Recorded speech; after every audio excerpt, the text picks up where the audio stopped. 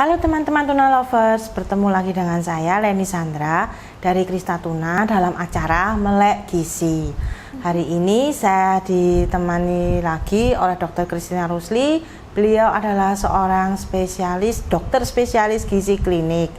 Dokter, halo, apa kabar? Baik-baik. Dokter, ini gini, pasti teman-teman Tuna Lovers juga banyak yang belum tahu mengenai dokter spesialis gizi klinik. Dokter Christina bisa dijelasin sedikit nih dok, apa sebetulnya dokter spesialis gizi klinik itu?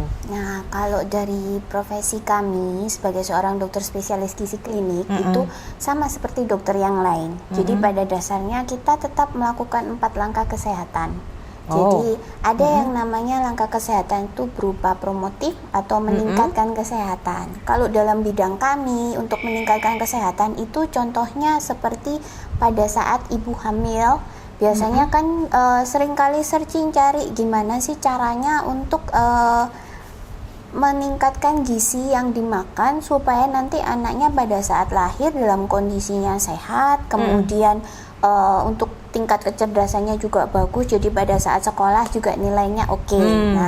Nah, kedua adalah langkah preventif atau pencegahan. Jadi kita mencegah terjadinya suatu penyakit nih ceritanya.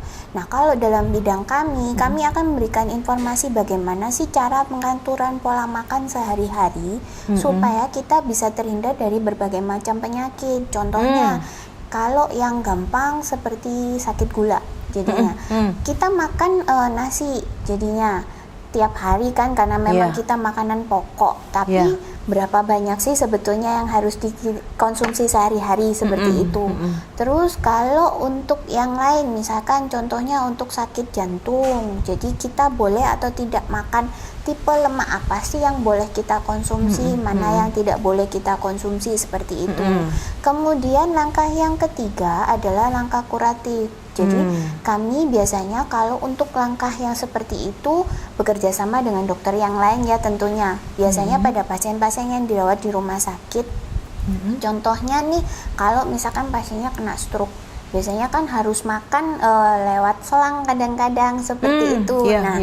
Jadi begini, ternyata pada pasien-pasien yang dirawat di rumah sakit itu 40% diantaranya yang masuk itu menderita resiko untuk terjadinya malnutrisi. Nah, kenapa pada saat orang sakit itu biasanya kebutuhan energi kita akan cenderung lebih meningkat. Jadi untuk pola makannya tentunya juga harus lebih ditingkatkan untuk membantu proses regenerasi untuk istilahnya melawan penyakitnya begitu.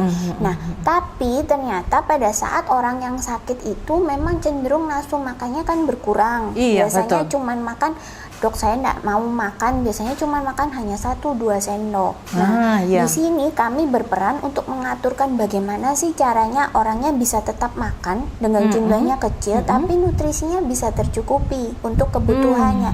Jadi istilahnya pada saat kita sakit tidak sampai terjadi hutang yang besar biasanya untuk porsi makannya. Nah, kemudian langkah yang keempat adalah langkah rehabilitatif.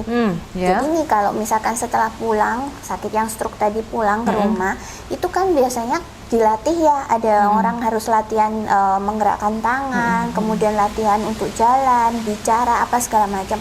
Itu mirip seperti olahraga pada saat kita normal nih ceritanya. Walaupun kelihatannya tanda kutip cuman latihan gerak-gerak tangan aja, tapi untuk orang yang sakit itu butuh ekstra yang lebih tinggi untuk kekuatannya.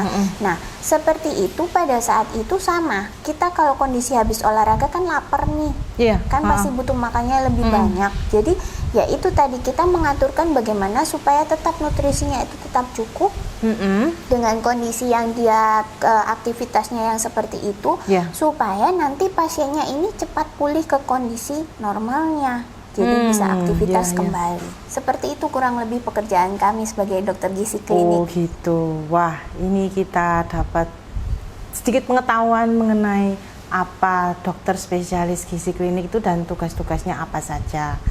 Nah, kalau boleh saya simpulkan sedikit ya dokter ya, bahwa gizi itu memiliki peranan yang penting sekali di 4 langkah kesehatan.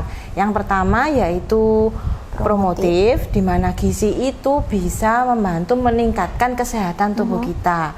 Yang kedua yaitu preventif, di mana gizi itu bisa membantu mencegah untuk tubuh kita tidak mudah terserang penyakit.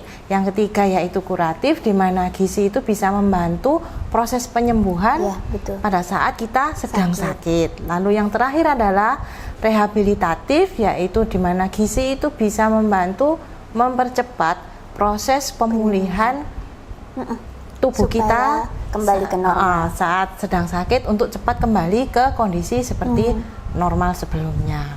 Terima kasih Dokter Christina untuk sharingnya hari ini mengenai gizi klinik dan gizi itu sendiri. Nantikan kami kembali dengan topik-topik yang tidak kalah menarik lainnya. Untuk jadwal tayang bisa dilihat di Instagram dan Facebook dari Krista Tuna. Ayo gemar makan ikan bersama Krista Tuna, tersedia dalam berbagai varian rasa yang pastinya bikin kita semakin melek gizi. Sampai jumpa.